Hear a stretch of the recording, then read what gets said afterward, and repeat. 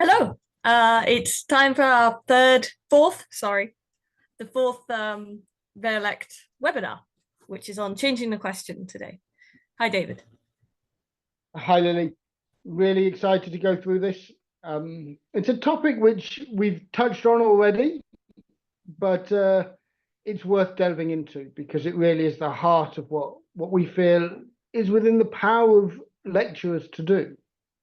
So we really think that lecturers can use AI responsibly, and the main way they can do this is by changing the questions that they ask.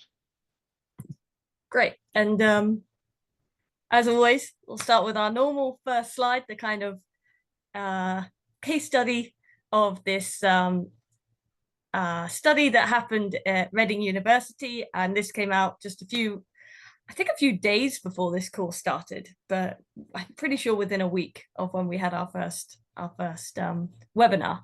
And this is at 33 kind of fake students or fake exam answers were given for some markers for some examiners to look through.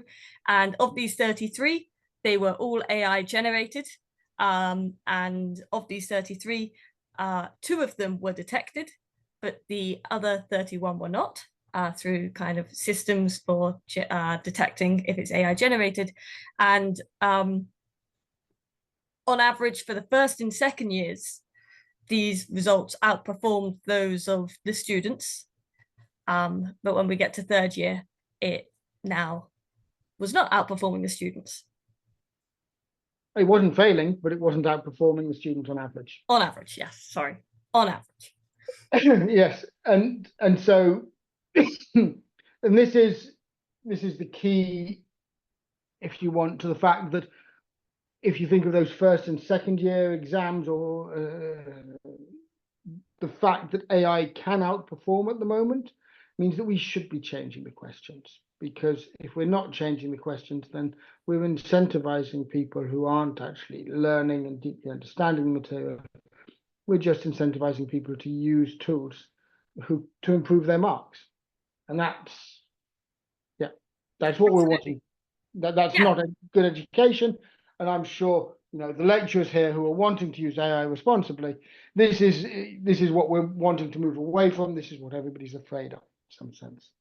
And wholly from when I've been looking at this online, as kind of people are discussing this in kind of 3 different approaches of what you can take right now. You can ignore it completely and just continue giving your teaching and submissions as you did before, and just ignore the fact that people can use AI, which can obviously result in cheating and this, that, and the other problems. You could change your teaching so that they can't use AI in the coursework. So by oral examinations or in-class examination seems, or at least initially, were quite a big first. When it first came out of ChatGPT, that was very much a kind of first knee-jerk reaction, I'd say. But it's something which we don't advise against. And this is something whereas the first, just ignoring it, we'd say that's not responsible. The second, finding ways to create assessment so that these are AI-free components is a sensible part of a mixed strategy. Yeah, absolutely. And then the third way was kind of, if you can't beat them, join them.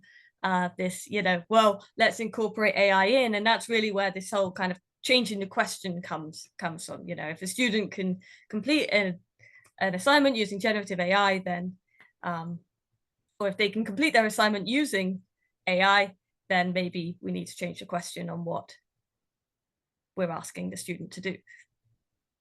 Exactly. And it's this element of being able to sort of, I like the way you framed this here. It's, once you have AI tools at your disposal, education should build from that, because that's the world we now live in. These generative AI tools are there. ChatGPT and others are really, really good examples of generative AI which has disrupted education. Yeah, nice. And so I've kind of split this up into 3 three parts today of kind of firstly going through like, okay, higher order skills, then this innovation that lecturers can take, and then some case study examples. But we can go through this whichever way you'd like to. No, that sounds really good to me. Great. Let's jump into some higher order skills. Higher order skills. So I'm sure that this probably looks fairly familiar to you, but this is an image of kind of Bloom's taxonomy, which is where some of these ideas of higher order skills kind of originated. And there is some criticism around Bloom's taxonomy. We can get onto that in a little bit.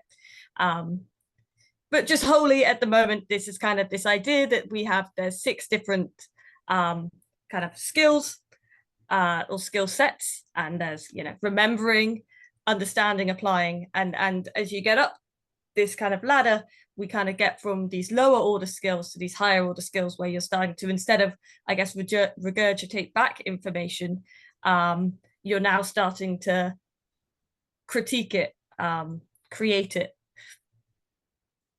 And I think the key thing is that the criticisms around this aren't really a criticism of the principles behind it. They're the criticisms of the groupings and the formulations and the exact divisions and the orderings and so on. And we're not wanting to jump into that debate. What I think is true is that there is a sensible set of way of thinking about skills where just recalling facts is a lesser skill than higher things like critical thinking and critiquing.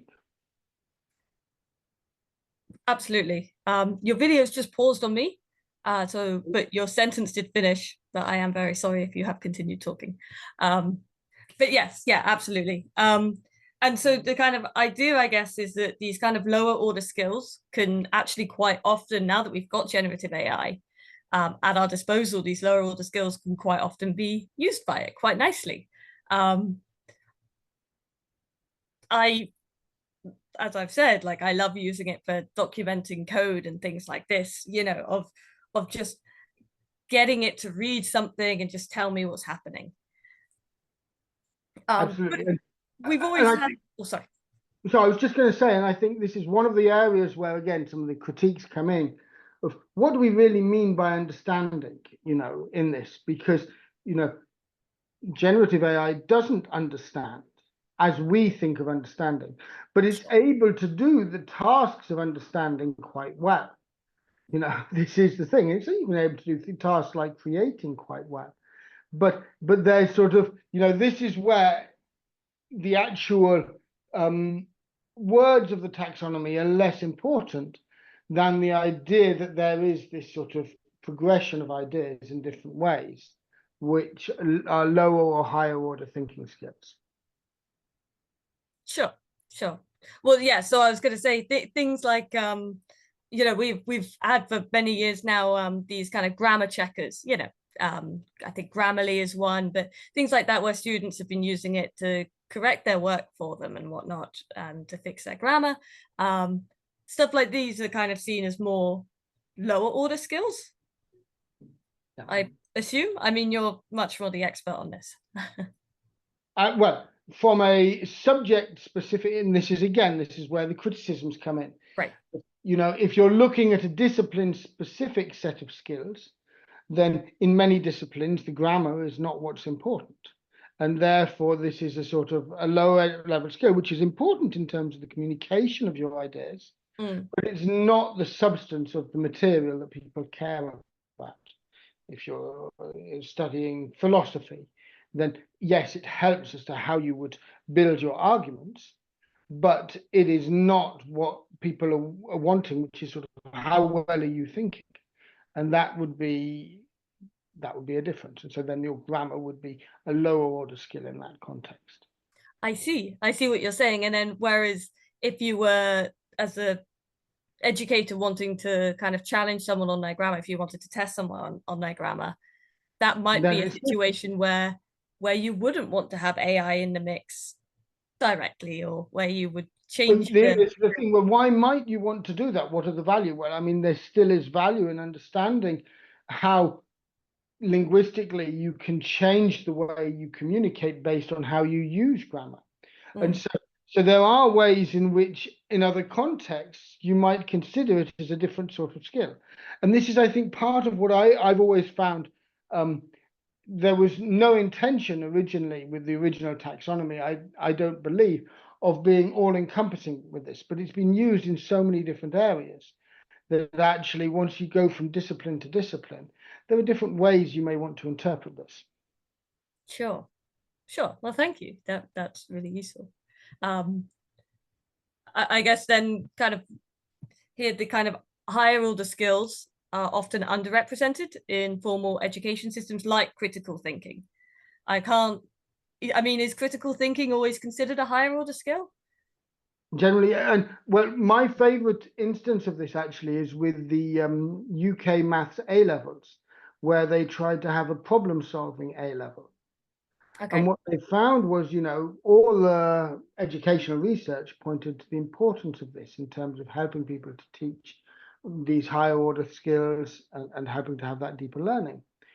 But to have a problem solving exam was actually highly problematic because it was a lot less reliable as an indicator of success, because you could train an exceptional person, but on the day they might not do so well, because the whole point is it's problem solving.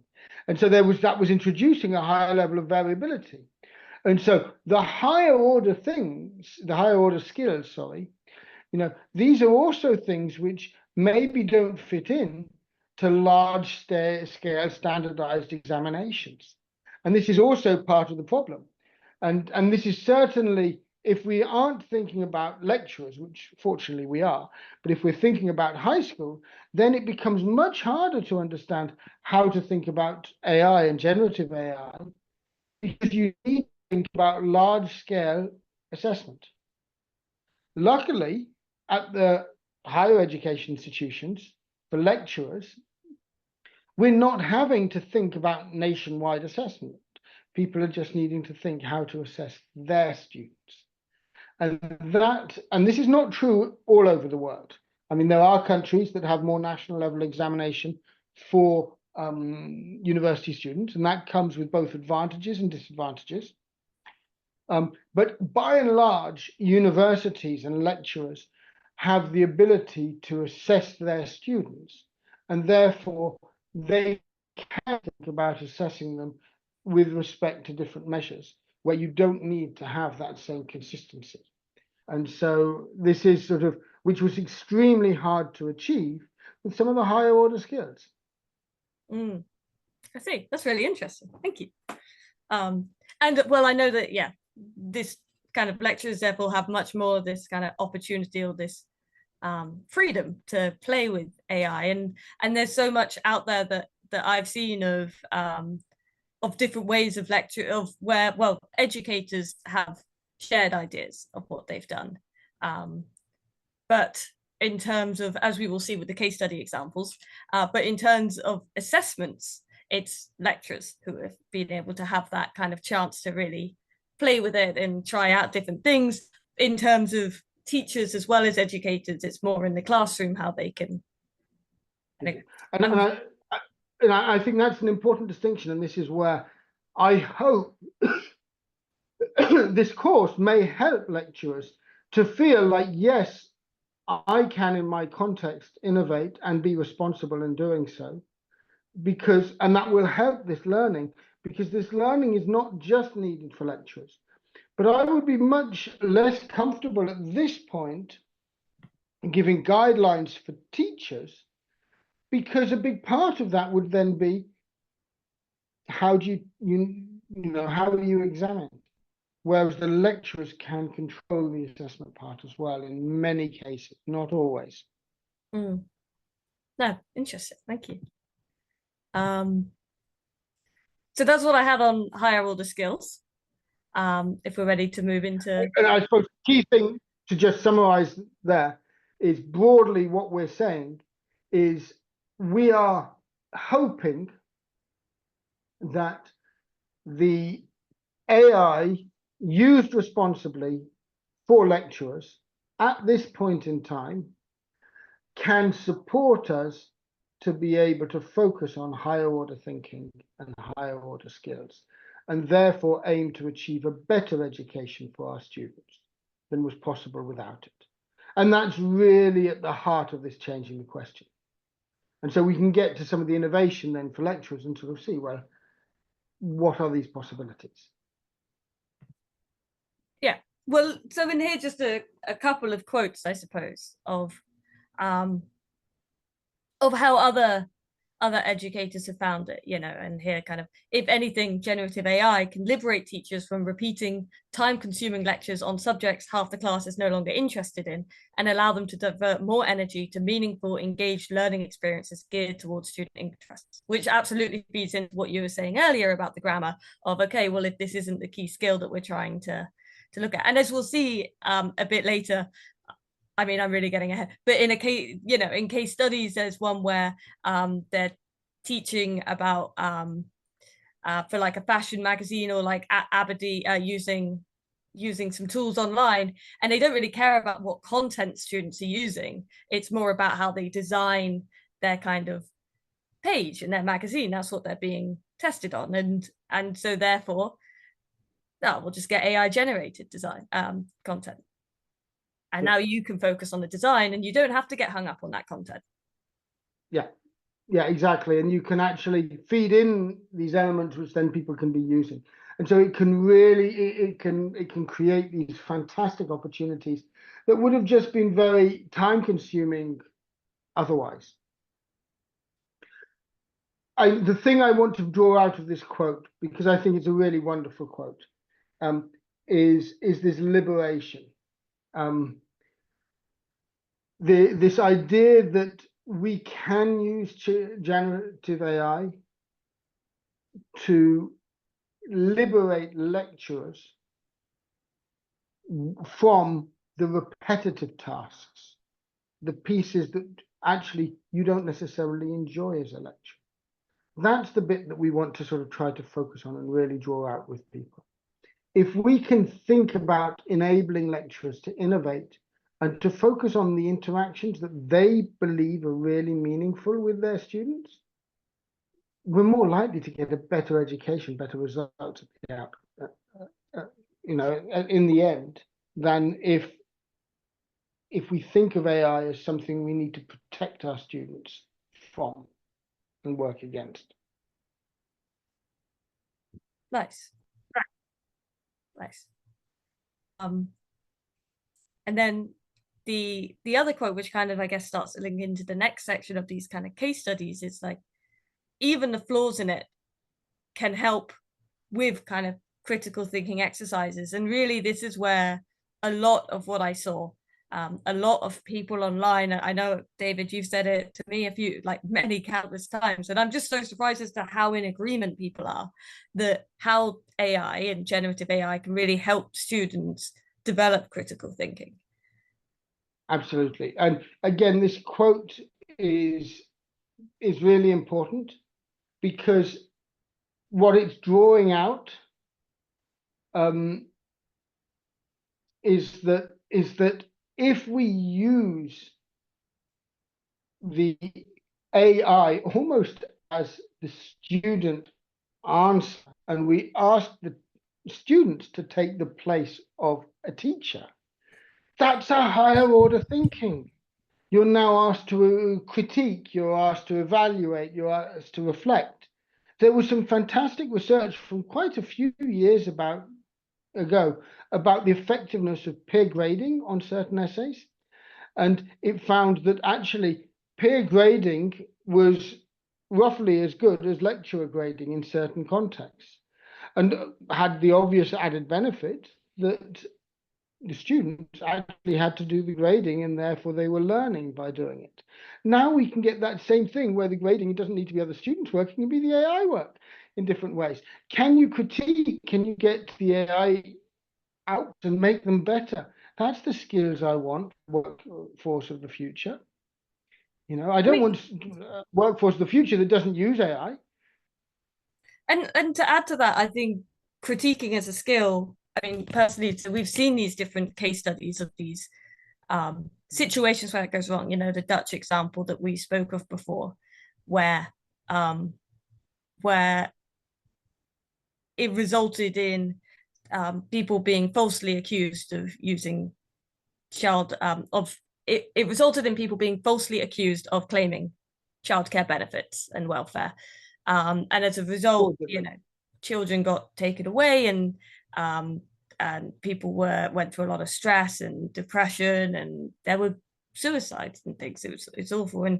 And this, to me, really highlights that critiquing, I feel anyway, is more important now than ever, because of we've now got AI generated content. And so we now want to be able to really look at things and go, okay, like, no, we do know more than the robots know. And we have the ability. Sorry, and we have the ability to be able to add value. And this is the key thing. It's about having humans in the loop, adding value to what the AI systems can do. Once AI systems there, I want people to be able to use them, but I want them to use them responsibly. I want them to critique them. I want them to be thinking critically about the outputs. And this is exactly what you can build into the education. And those skills are skills which will be highly valued in the future, whether AI systems get better, when AI systems get even better than they are today, and they're more widely used. And these are the kind of skills as well which are valued. I mean, that's coming from you, not from me, or more valued, I think, is what you said to me before. You know, if a robot can do a task, then the human's a little bit more redundant there. Whereas actually that human being able to add value, to be able to take what we've got from these outputs and critique it and add to it. I think I lost internet for a second there, but I did catch that. Should we move on to some case study examples? Let's move into some case studies. Perfect. There are countless case studies. There are so many out there. So I tried to pick different ones which were very different to each other, or ones that are very different to each other. But, you know, I've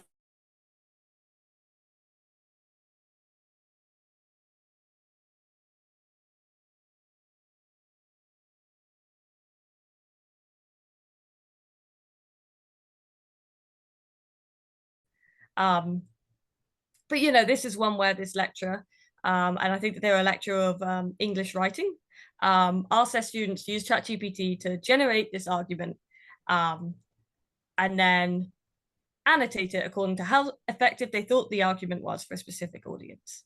So again, like another critiquing, or I guess here is our first critiquing case study example. But having something in front of you that you can then, as a student, be able to critique. I know that when we had our conversation, or when you had your conversation with Helen, she said one thing that she does is very similar. You know, gets her students to get an AI generated essay on, you know, one of these. You can pick your subject. You can take your AI generated essay, and then critique it. And how you can critique it is like use track changes on Google, and even if you're still using ChatGPT to get you those like criticisms and how to improve it, you are still having to bit by bit amend it by doing track changes to show, okay, here's my, and so you're still kind of getting it fed in. And you're understanding, this is the key point, that it's about, actually, I really like, what I love about this example is exactly that element where you're actually recording what was there and what people thought and how they changed it. That you're getting something on that thought process, which is what's so valuable. And even if whatever you're using to generate that thought process, the fact that you're breaking it up into the different bits, you're able to identify, no, this is something which was worth changing, or you really shouldn't have changed in that way. That shows you've got this misunderstanding. It can highlight misunderstandings or depth of understanding in ways which are really powerful. And so it's something where I quite like this moving beyond particular pain points when those pain points aren't the focus of the study. It's great. You know, if they're, you know, you're reaching more students and enabling them to engage with the materials in ways which are very powerful and more powerful for them than the standard task might have been. Wonderful example. I think as well, like getting ChatGPT to generate an argument, perhaps depending what the argument is, it might come out with facts. And then you have to check the facts, and then that could be a really great exercise in realizing, okay, you get a lot of made up, a lot of fake case studies come out of generative AI. Well, and this is the key thing, that over time that may change, but the task doesn't need to change. Now, if you change the task to one of this idea of criticizing, then even if AI gets better, then the task doesn't need to change. Nice. And that's again where that robustness is. If AI starts getting, better at having proper facts instead of hallucinations, and at having a better argument, then your role as a student doesn't change. You're still there to try and pick it up and to put your own personality, to stamp your own perspective on it. And I think it's something you said to me before, everything can be critiqued. If anything, the better something is, you can still add value. Exactly. And this is where right through academia, peer review is such an important concept. And so you're just getting people ready for that, to see that criticism isn't a matter of being right or wrong. Critiquing is a skill about adding value, and a human task. It's great. Nice. So the next is actually a comment which someone made on another article, which is that they said that they used a teacher at their school asked their class to use ChatGPT to write papers on a novel they were reading. And you also write your own papers, and you can compare the ChatGPT one to your own one. And so again, a lot, a really, I think, quite nice critiquing argument as well, because you get to critique your own work and you get to critique their work, and in a way combine it and see, okay, how can I as a human add value to, I can add value to this, and this can add value to me. And you can really see how, if you work with the robots, how it can really make you quite productive. And I think the key here is this one is, unlike the previous example, I'm not so sure that this will survive as AI gets better. Okay. Because the idea of starting from a blank page and writing something may be something which is really reduced in the education system, because the blank page is not a useful starting point. So this is certainly, I think, sensible now, and it seems the experience people have had with this has been very positive. And there's a transition for students as well, between not using and not knowing about AI sort of systems, generative AI systems, and writing their own work. This enables them to really get a feel for it. I think it's great. It'll be interesting to see whether this stands the test of time. I would argue that if it does, you'll probably find that there's elements where, for example, you could integrate this into AI-free components of a course in some ways. So I think there are ways elements like this could continue, but it's a really interesting one. And I think it's a really interesting instance right now, as people are in the habit of asking these sorts of standard tasks, to then put the standard task alongside the AI-generated task, and then you've got both. Perfect. But I think this may not age as well as the previous one. Interesting. That's really interesting. Yeah, it'll be interesting to see. But I think, as you said in there, you said how we're currently in this kind of transition phase. So I suppose it really felt like ChatGPT came overnight. It really felt like it was like, oh, suddenly something else can do my work for me. I know that obviously years of work went into it, but it really, and suddenly you've always been taught one way. And I think for students at the moment, at least from bits I've read and who we've spoken to, some of them are feeling a bit like, oh, well, this isn't fair, because I was really good at grammar. I was really good at this. And that's still a fantastic skill to have. And now they're thinking, but something else can do that for me now. Where do I get to shine? Yes, and this shine? is And where a task like this can be a really good one as this sort of transitionary phase. hmm, And it'll be, so I really support this sort of task now to enable and to value people for what they can do. It's something, anyway, it is something where the need for these sorts of tasks might need to evolve over time. And this is really what next week's topic is about. yeah, You know, where do we go in the future? yeah. Um, okay, so here's another one of teachers asking students to use ChatGPT to generate text on a topic and then point out where things are wrong. So in one example that a colleague of this school, this individual shared at their workshop, students used the chatbot to generate an essay about the history of the printing press. And then used that to critique it. It gave nothing on print in Europe or China. And so then you can use that to help students to go, okay, where's the, we're missing these facts, we're missing this and that. And this one, I assume, stands the test of time. No, because we're getting it to generate something for us from the start.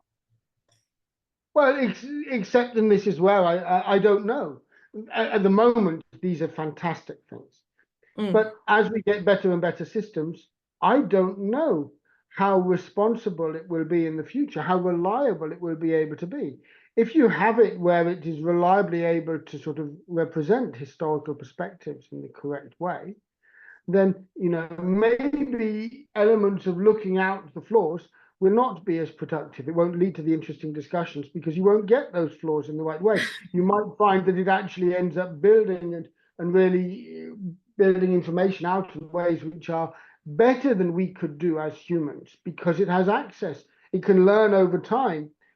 It is absolutely possible that for any given topic, developing an AI system which should be able to outperform humans on that topic, like the origins of the printing press. This is something which is just a matter of training and the system. So I think there's a question about, as there are advances and there will be further advances, we look to the future. And this is, again, it's something we'll dig into a bit more in next week's topic. Yes. This may or may not find its place. But right now, it's a beautiful task. And it really is the sort of thing where for lecturers right now, this sort of task is great because you may be surprised at what comes out, but it will enable you to then respond to and interact and gain those interactions with students, which can be so enriching. As you say, as they've said, this then becoming a starting point for a conversation about biases. Fantastic. And this is the sort of thing that you're going to find time and time again right now, most subject areas. You'll be able to sort of get this and focus on the flaws. Yeah, I don't think I had anything else to add to that. That's I think. The next three are from a list. I think that that was 30, but it might have been 50 different examples of how different teachers have been using it in the classroom. As I said earlier, I guess we can split these case studies into for assessments and then also just for in the classroom or lecture room or seminars for how other people are using AI to help enhance education. And so I really like this one because it's they had the AI explaining the ontological argument for the existence of God in the style of a Friends script, as a TikTok influencer or as a 5-year-old. I mean,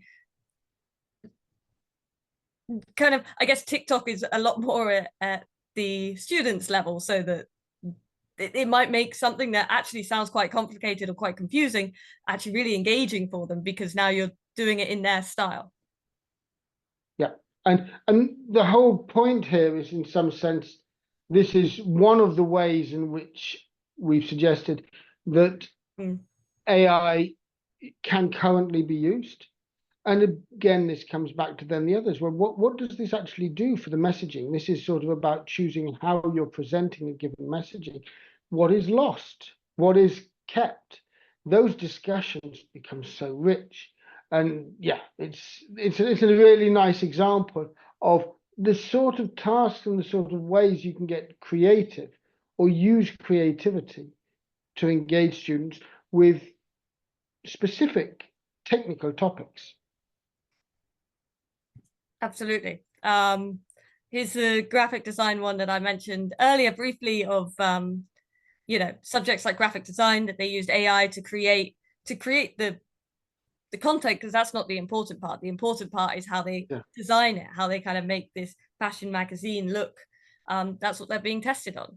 Or that's the skill that they're wanting to develop. And so, but I know, you know, back when I was a student anyway, I'd also be caring a lot about that content. I would still want the content to be good, and also worried as well about you know, copyright when you're using other people's content. If you're allowed, all of that, it doesn't need to be a problem now. We can just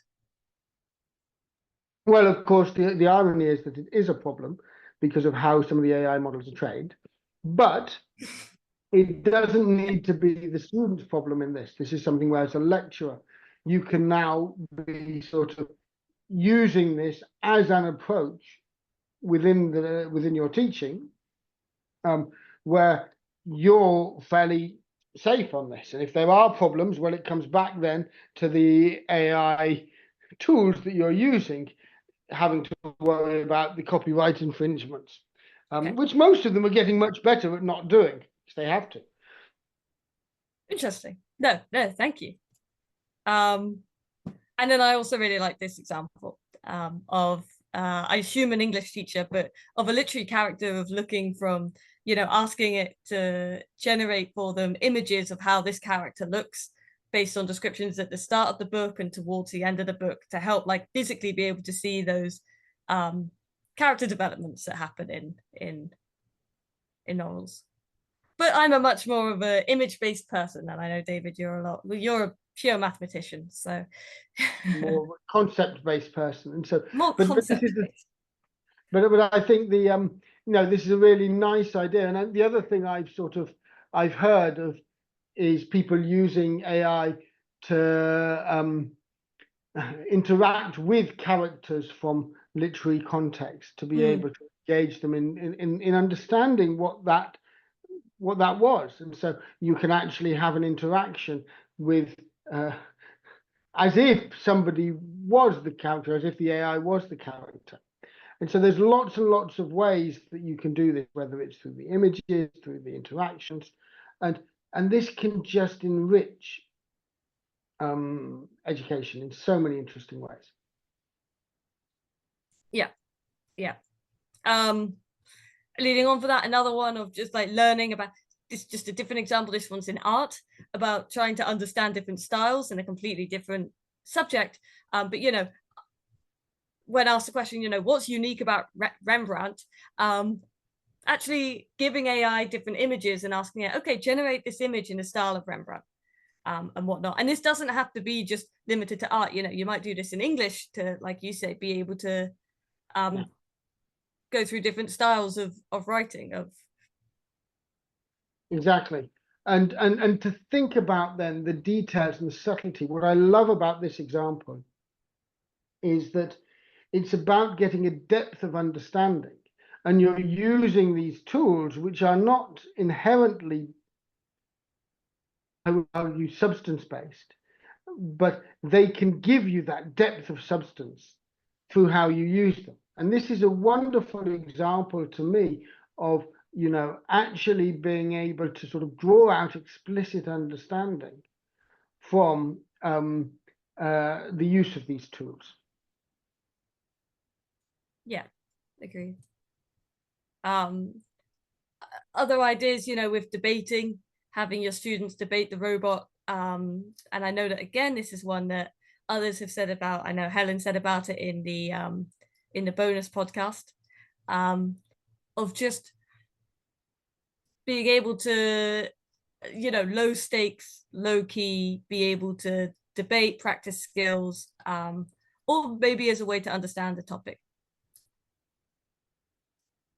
Absolutely. And, you know, It's interesting. I certainly think that using AI in debate is sensible, but I also quite like the idea of actually us putting more emphasis on human to human debate and how that sort of can then, and I think as this has pointed out, how this sort of low stakes practice can improve the debate skills for that human to human debate.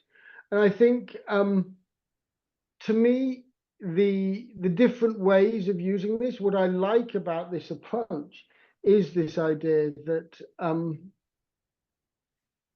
it's not really about the human to AI interaction. That is a facilitator for a human to human interaction. And that's a really powerful way of then actually, using the AI tools as a way to sort of build towards those human interactions. Nice. Yes, yeah, absolutely. I think as well, if you had to practice some skills and you wanted to continue to hone in on them, then you don't need, and no one else is around,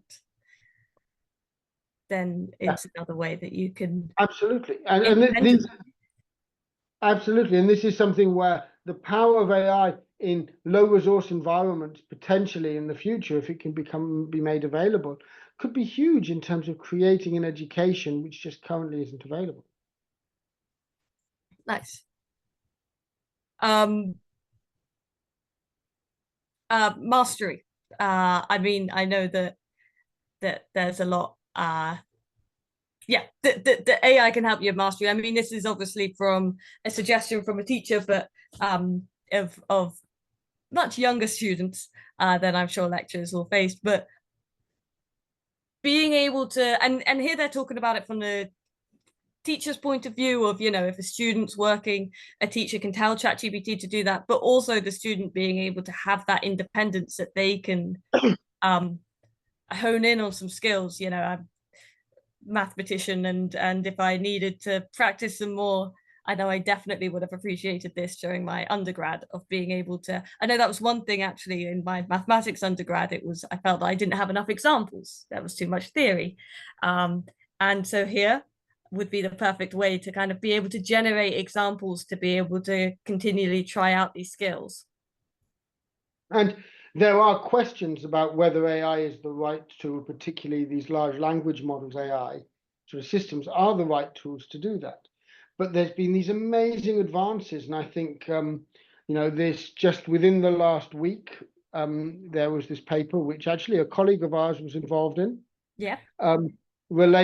Came out in Nature recently, related to DeepMind, actually having AI systems which are doing proof and doing geometry, and this can feed in that, when we're actually looking at these in the future, I would absolutely expect us to be able to rely on elements of the answers and things that come back based on these upcoming systems which are in development now. So it's something where I would argue, and we'll discuss this a little bit more next week, it's still a bit for the future, but it's definitely this idea that actually you could be getting that these AI systems which actually understand the substance, which can be trusted for the substance, which is what's needed to create these mastery approaches.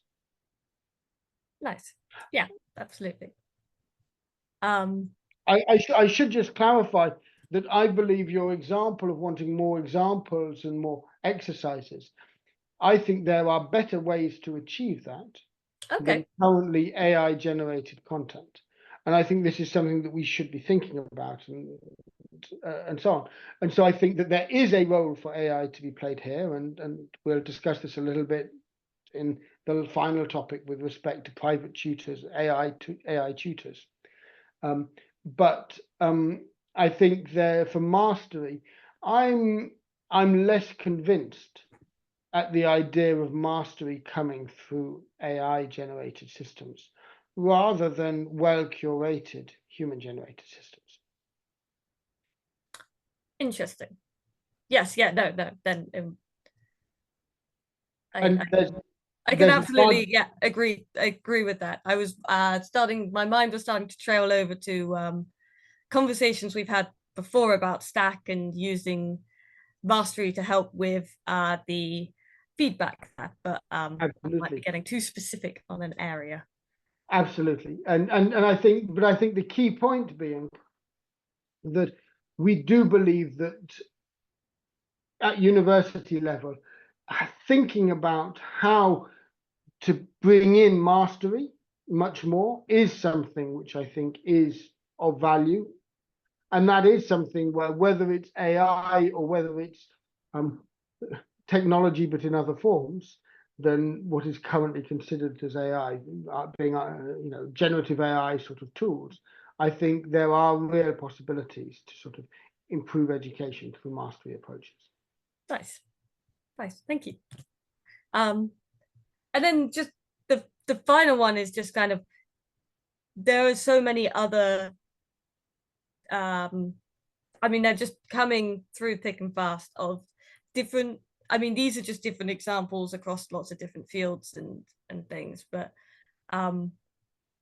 of different places where educators kind of discuss other ideas and critique each other's ideas, and try them out and say how it went and things. So like, for example, there's this kind of open document, which I've helpfully put a hyperlink to in a PowerPoint, but this is a kind of screenshot of it on the side, and there's a link down there, and it's also all linked to in the Moodle course as well, of just one place, but there's many others as well that are also linked to in the Moodle course, where it's an online open document where people can edit and add in, okay, these are the activities I've tried and on using generative AI in the class or seminar room. Or and the key point here is that I think really, as we are trying to change the questions, we are encouraging lecturers to innovate. What we do want to do is create communities around that. There is no one way of doing this, and you've given a whole set of case studies. There are more out there, and we are not wanting to push any particular one over another. But what we are trying to say is that if you are using AI as a lecturer, collaborate with others who are trying as well. Let's get shared learning. Because this is all new. There's a lot to be learned. There aren't individual ways of doing this which are better yet. There are ways which I would argue are worse, but there's no real guideline of this is how you should do it that I would trust at this point. I want to see innovation. And I don't mind seeing people who sort of try something out and find for whatever reasons that it doesn't work as they want.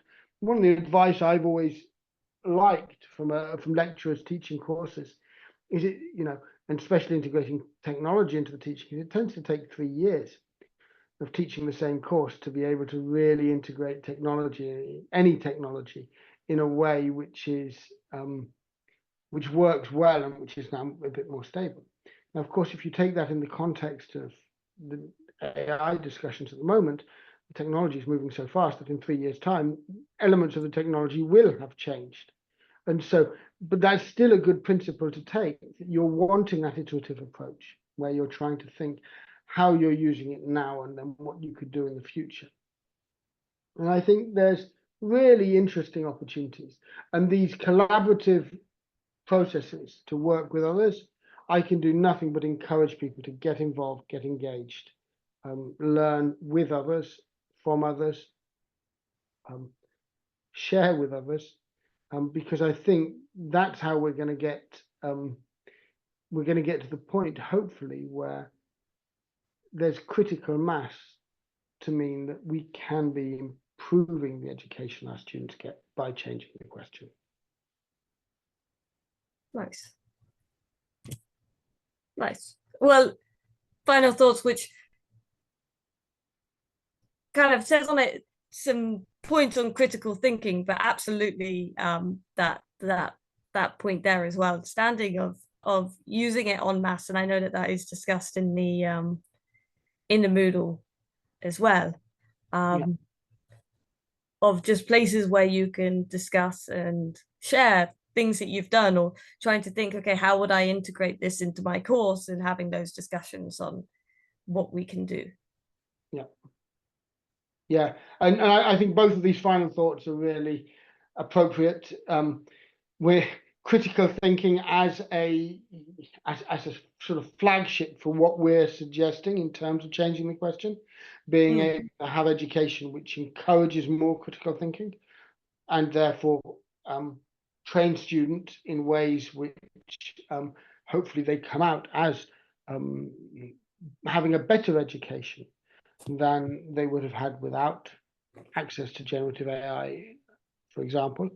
That's really the essence. And this is your this is your a really good way to finish this sort of session, because there's no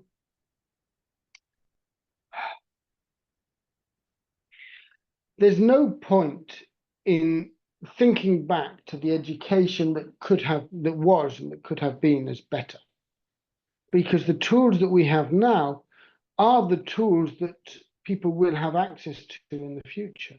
And if they can harness those tools well and use them, we need to, as a society, to be able to think better, to be able to think more clearly. And there is a real opportunity as lecturers for us to play a key role in that. And I do come back to the fact that the reason we're thinking of this course as a course for lecturers is the fact that in some sense, this is the moment where I believe lecturers could really be at the forefront of this. Quite often in education, it's school teachers who, there's many more school teachers around than there are lecturers. And there's all sorts of reasons why a lot of educational research is happening at these lower levels. The importance of early childhood education can't be overstated. But right now, with generative AI coming in as it is, I think there's a real opportunity for lecturers to take the lead in educational innovation. And that's the exciting piece. This is why this RAILect course and this particular section, this topic of changing the question, is such an interesting, exciting one. Because it really is about saying to lecturers, this is it. You can do it. You can innovate. You can try. You can change the question in your context. And because of your position as a lecturer, you have freedoms to do this that many others at other levels of education don't have. Use those freedoms to learn and to share with others as we enter into this new phase, because you're at the forefront of what future education could be. And yes, many of these ideas we hope will trickle down into schools as we learn what happens well, but that needs to happen at scale with respect to standardized exams, where you are differentiating people across many different contexts. And that's much harder to change, and it's much more dangerous to change. A lecturer has more freedom, and with that freedom comes the opportunity to innovate. And I think that's what we're wanting to encourage. Wonderful. Well, thank you very much, David. I think that's a great point to end on. Thank you very much. Yeah, and I look forward to next week's on our final one of looking to the future. Absolutely. And we've touched on some of the topics there already, but I look forward to digging into that next week. Yeah. Thank you very much. Thank you.